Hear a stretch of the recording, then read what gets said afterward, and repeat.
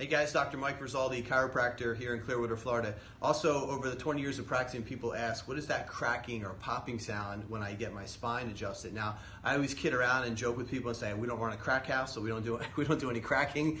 But if you hear that sound, it's just air and gas being released from the joint. It's not the bones popping or cracking, it's just the joint actually mobilizing. But we use instruments primarily to adjust the spine, so we don't have to do a lot of forceful cracking or manipulating of the spine, although sometimes we do. For the most part, using the instruments actually taps the bones back in line, so we don't have to really do a lot of forceful adjusting. But primarily, either way, we're trying to get the spine from point A to point B and correct the spine and put it back to where it should be, and then keep it that way.